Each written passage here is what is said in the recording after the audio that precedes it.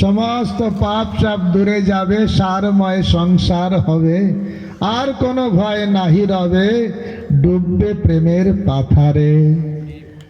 প্রেমে হাবুডুবু খাবে। কেউ যদি হরি নাম করবে তাহলে সে কৃষ্ণ প্রেমে হাবুডুবু খাবে।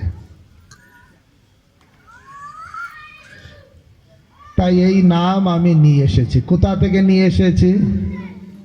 নিতাইয়ের হাটে গিয়েছিলাম আর তোমাকে দুঃখিত দেখে তাই আমি হাট থেকে নাম এনেছি।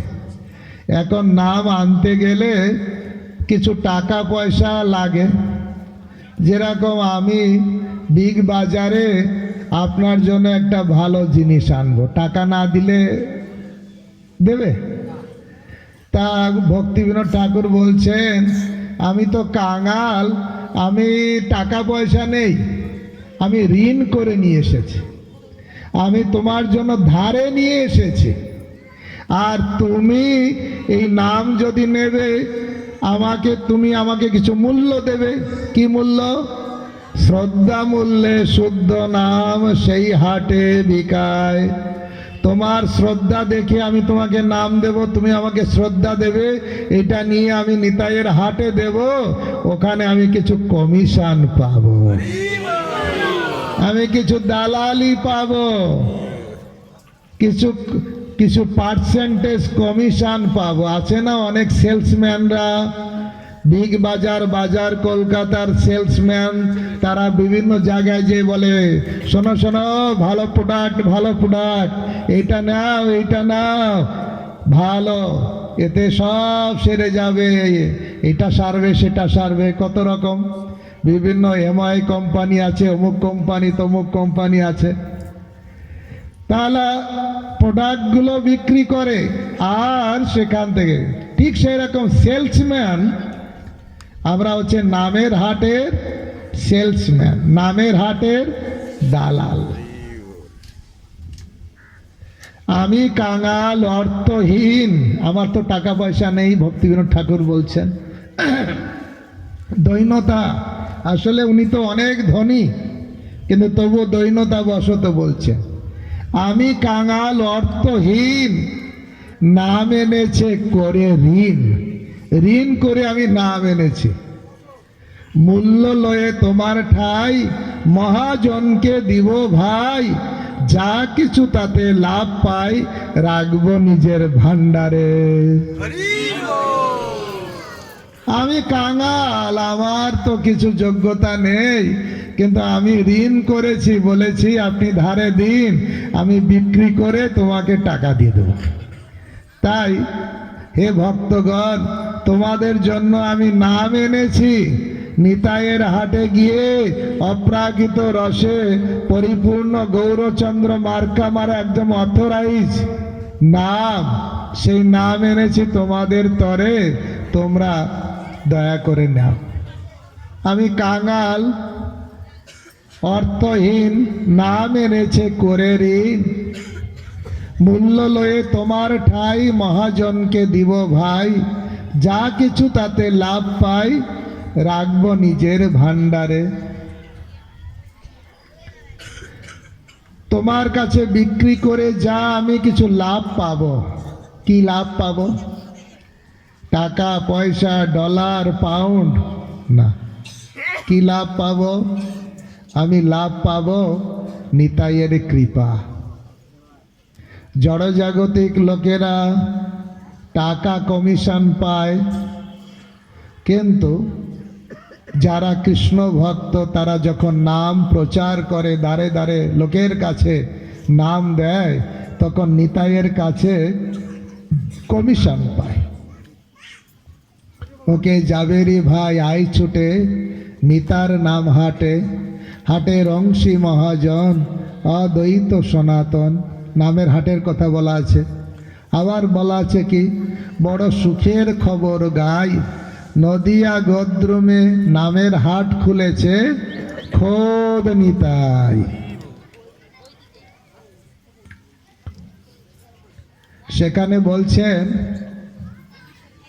তুমি কিনবে কৃষ্ণ নাম, আমি সুখবর দিচ্ছি, তুমি কৃষ্ণ নাম নেবে, দস্তুরি লইব আমি, পূর্ণ হবে কাম। দস্তুরি মানে কি? কমিশন। আমার জীবন সার্থক হয়ে যাবে। কিভাবে জীবন সার্থক হবে? কারণ কমিশন মানে হচ্ছে নিত্যানন্দ প্রভুর কৃপা। নিতাইয়ের করুণা হবে, ব্রজে রাধা কৃষ্ণ পাবে। তা রাধা কৃষ্ণকে পেলে আর তার থেকে আর বড় জিনিস পাওয়ার আর কিছু থাকে? হ্যাঁ, প্রহ্লাদ মহারাজকে নৃসিংহদেব জি বলছেন, হে প্রহ্লাদ তুমি কিছু চাও, আমি তোমাকে কিছু দিতে চাই। বলছে প্রভু আমি কি চাইব?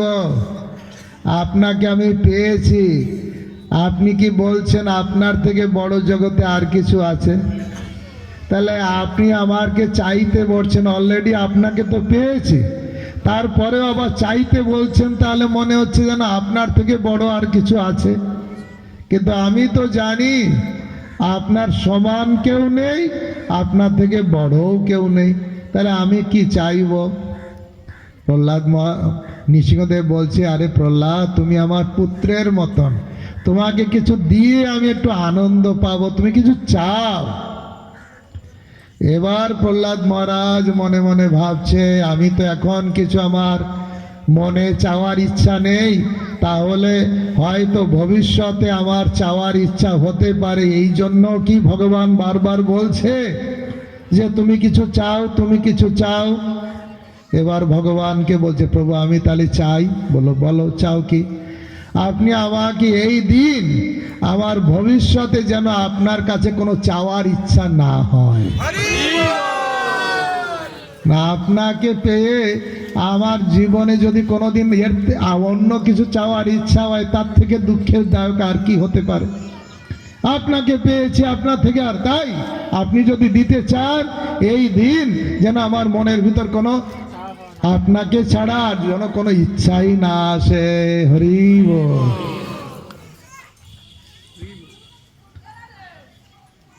আসলে ভগবানকে চাইলে আর কিছু অভাব থাকে না।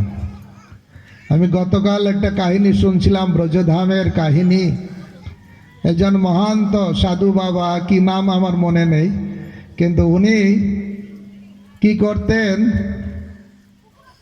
উনি একটাই ওনার কৌপিন ছিল, আর ওইটাই পরতেন, ছোট্ট কাপড় একটা ছিল, ওইটাই পরতেন, আর যমুনাতে স্নান করতেন, আর সন্ধ্যার পরে একবার একটু মাধুকরী করতে যেতেন, যা পেতেন ওইটুকু খেতেন, আর সারাদিন কুটিরে বসে ভজন করতেন। কুটিরে যখন ভজন করতেন, এবার একবার গিয়েছেন যখন যমুনাতে স্নান করতে, লেঙ্গুটি অলরেডি হ্যাঁ দুটো তিনটে গিট দেওয়া আর এমন হয়ে গেছে জলের ভারে ছিঁড়ে পড়ে গেছে, যেটুকু ছিল ছিঁড়ে পড়ে গেছে। এখন হরে কৃষ্ণ ছিঁড়ে পড়ে গেল। হরে রাম রাম রাম হরে হরে। আমাদের মাঝে মহারাজ আসছেন, পূজ্যপাদ গৌরাঙ্গ প্রেম স্বামী মহারাজ। 12:30টায় ওনার আসার কথা, তাই আমরা ওনার জন্য জায়গা রেডি করব। মহারাজ আসবেন, আপনারা শান্তভাবে শ্রবণ করবেন, ঠিক আছে?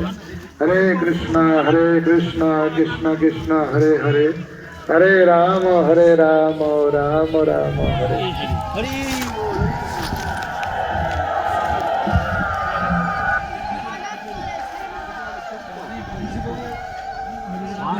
গুরু মহারাজ রান্না দর্শন করছেন,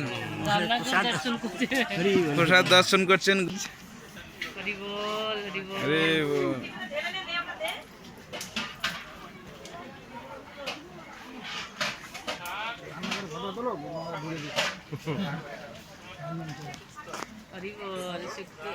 শেখর প্রভু কি রান্না করছে দেখছে।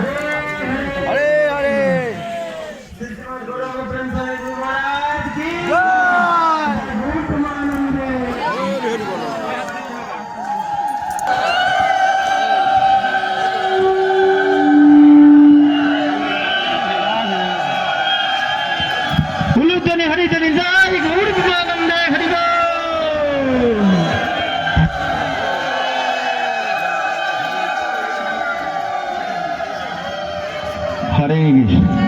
जय श्री श्रीमद गौरांग प्रेम स्वामी गुरु महाराज की, महाराज शुभ आगमन की, शोभित भक्त वृंद की, निताय गौर प्रेमानंद। हरे हरे। असंख्य धन्यवाद জানাই পদ্মনাথ সদার ব্রহ্মচারী প্রভুকে, যিনি এতক্ষণ আপনাদের হরিকথা শ্রবণ করালেন। সেই সঙ্গে স্বাগতম জানাই প্রপূজ্যবা শ্রী শ্রীমদ গৌরাঙ্গ প্রেম স্বামী গুরু মহারাজ কি। সকলে তিনবার হরি বল আর উলুক ধরি মায়েরা হরি হরি হরি। পূজ্যপাদ গৌরাঙ্গ প্রেম স্বামী মহারাজের সংক্ষিপ্ত পরিচয় দেওয়ার জন্য আমরা পদ্মনাথ অল্প দিতে। গৌরাঙ্গ প্রেম স্বামী মহারাজ কি।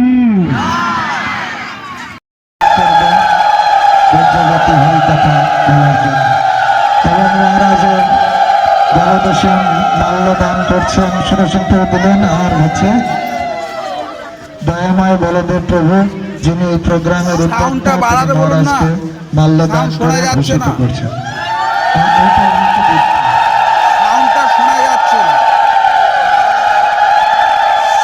সাউন্ড বক্স সাউন্ডটা বাড়াতে বলো না।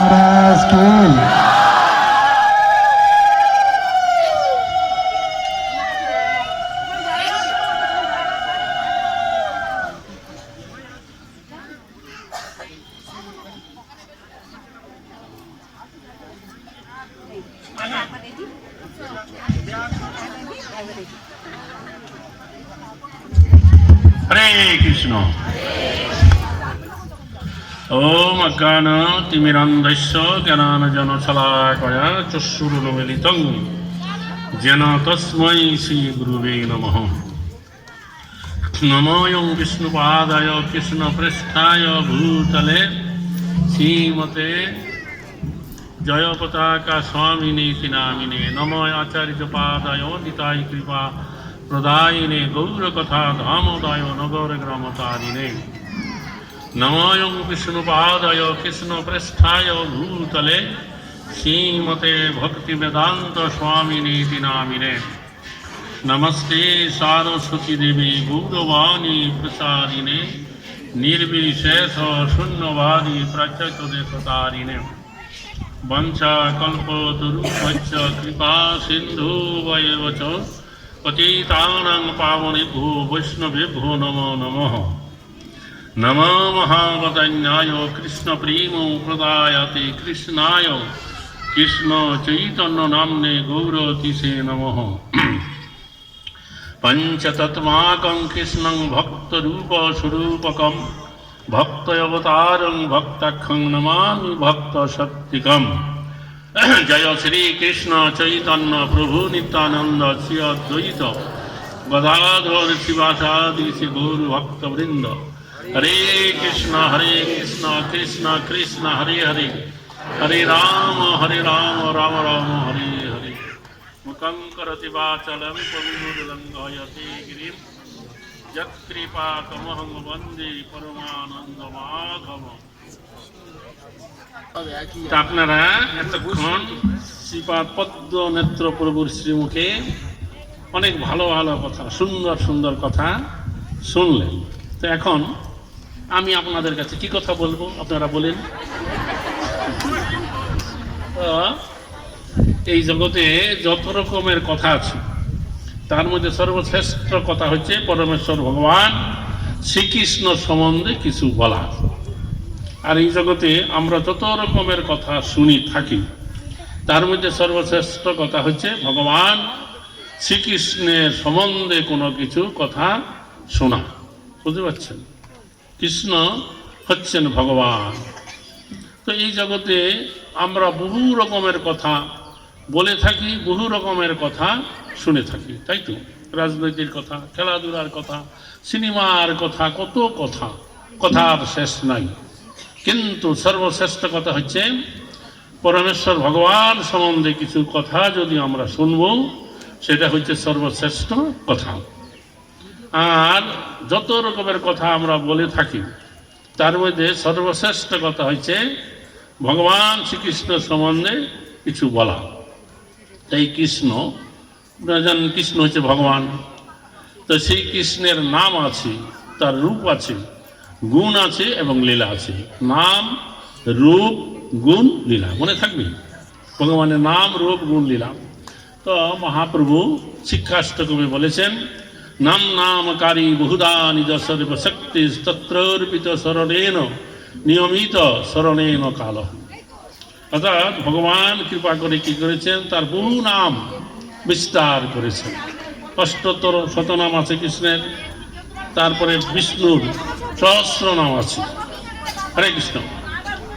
তিনি কি করেছেন, ভগবান এই জীব জগতের কল্যাণের জন্য তার বহু নাম তিনি বিস্তার করেছেন, যাতে করে তার ভক্তগণ যখন তখন বিপদে আপদে সম্পদে তার নাম স্মরণ করতে পারে, নাম গ্রহণ করতে পারে। বোঝা গেল? কি বুঝলেন? স্মরণ করতে পারে। তো আমাদের এই শাস্ত্র গ্রন্থে পুরাণে বহু দৃষ্টান্ত উদাহরণ আছে। বহু ভক্ত বা অভক্ত তারা বিপদে পড়ে যখনই ভগবানের নাম স্মরণ করেছেন, তখন তারা মহাভয় বা বিপদ থেকে তারা উদ্ধার প্রাপ্ত হয়েছেন। বোঝা গেল?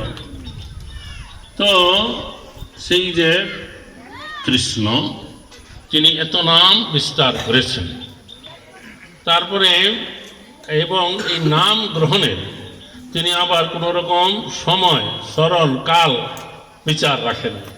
যে কোনো সময়, যে কোনো অবস্থায় নাম গ্রহণ করতে পারে।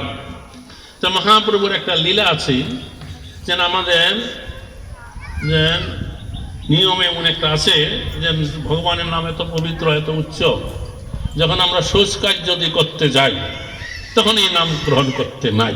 বুঝতে পারছেন? এমন একটা বিধান শাস্ত্রে আছে, লোক সমাজে, ভক্ত সমাজে প্রচলিত আছে। তো মহাপ্রভু যখন একবার নীলাচল ধামে ছিলেন, তখন একটা ছেলে মহাপ্রভুর একটু সেবা করতো, নাম তার গোপাল। বুঝতে পারছেন? সেই গোপাল মহাপ্রভুর সঙ্গে সঙ্গে গেছে, মহাপ্রভুর শোচ কার্য করতে যাবে। তো মহাপ্রভুর জীবায় সবসময় এ নাম উচ্চারিত হতো, নাম বাধা মানছে না।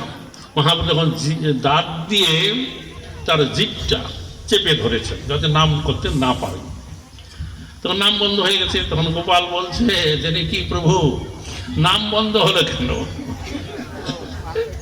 তখন পরে মহাপ্রভু বলছেন যে এই যে শৌচকার্যাদি করার সময় নাম করতে নাই, তাই নাম যাতে না করা যায় যেন আমার জিভটা আমি চেপে ধরে রেখেছি দাঁত দিয়ে। তখন সে বাচ্চা গোপাল বলছে যে আচ্ছা, এই যে শৌচকার্য করার সময় ভক্তরা যদি নাম না করে, শৌচকার্য করতে করতে যদি তার দেহত্যাগ হয়ে যায়, তাহলে তার কি গতি হবে? তখন মহাপ্রভু বলে, হ্যাঁ গোপাল, তুমি ভালো শিক্ষা দিলে, তুমি যা করলে তুমি গুরুর কার্য করলে, তাই তোমার নাম হবে এখন থেকে গোপাল গুরু। যেন মহাপ্রভুর সেই শাস্ত্র সিদ্ধান্ত অনুসারে যে আমরা শৌচকার্য করার সময়ও ভগবানের নাম করতে পারবো। বুঝতে পারছি? হরে কৃষ্ণ কৃষ্ণ কৃষ্ণ হরে হরে, হরে রাম রাম রাম হরে হরে। তাই বলছে, কি শয়নে কি ভোজনে কিবা জাগরণে অহর্নিশি বল কৃষ্ণ বল হ বদনে। কি শয়ন করে আছো, কি শয়নে কি ভোজন করছো, আর সবসময় জাগরণ করছো, সবসময় এই অহর্নিশি কৃষ্ণ নাম করবে। এতে কোনো কাল আদির কোনো বিচার নাই, কি সূচ অবস্থায় অসুচি অবস্থায়, যে কোনো অবস্থায় ভগবানেরই নাম করা যাবে। তার নাম আর কি আছে, ভগবানের গুণ আছে, রূপ আছে, রূপ। তো এই জগতে যত রকমের সৌন্দর্য আছে, তার মধ্যে সর্বশ্রেষ্ঠ সুন্দর বা সৌন্দর্যবান হচ্ছে ভগবান শ্রীকৃষ্ণ। তো শ্রীকৃষ্ণ এত সুন্দর যে কৃষ্ণের উপমা, কৃষ্ণ ছাড়া আর এই জগতে কোনো কিছু মিলে না। কৃষ্ণ কত সুন্দর, তার গাত্র বর্ণটা কিরকম ছিল তা বলা যায় না। লোকেরা যদিও বলে কৃষ্ণ শ্যামল বর্ণ বা কৃষ্ণ হচ্ছে কালো বর্ণ, কেউ কালো বলে, কেউ শ্যামল বর্ণ বলে। ভক্তি সিদ্ধান্ত সরস্বতী ঠাকুর প্রভুপাদ বলছেন যে কৃষ্ণের গাত্র বর্ণটা হচ্ছে কিরকম, অতিশি ফুলের মতন। আপনার অতিশি ফুল গাছ দেখেছেন? হাই হাই, কেউ দেখে নাই। হাই হাই, এক ধরনের ফুল আছে, গাছটা কিছুটা বড় হয়, তার মধ্যে সুন্দর এরকম লম্বা ফুল হয়, ওইটা একেবারে শ্যামল বা কৃষ্ণের গাত্রের বরণের মতো। ওই বীজটা দিয়ে আমরা ছেলেবেলা যেমন ওইটা একটা বীজই হয়, এতটা বীজ, ওর খোলসা, ওর ভিতরে বীজগুলো থাকে, ওইটা পাকলে পরে ওই বীজগুলা ওখানে ঝরে পড়ে, মাটিতে পড়ে না, ওই ভিতরে থাকে। তখন ওই বীজটা এত সুন্দর, হালকা পাতলা শক্ত, আমরা কানে ধরে ধরে বাজাতাম। বুঝতে পারছো? তো ভক্তি সিদ্ধান্ত ঠাকুর প্রভুপাদ বলেছেন কৃষ্ণের গাত্র বর্ণনা হয়েছে সেই অতিশি ফুলের বর্ণের মতো। আবার কেউ কেউ বলেছেন যে ময়ূরের গলদেশটা যেই রকম কৃষ্ণের গাত্র বর্ণটা হয়েছে সেই রকম। ময়ূর দেখেছেন তো, গলদেশের বর্ণটা যেরকম সেই রকম বর্ণ, এটা তো কালো নয়। তারপরে শ্যামল বলা যায় না, কিরকম বলা যাবে তাও জানে না কেউ। হরে কৃষ্ণ, তাই করবে আনন্দে, হরি হরি বল।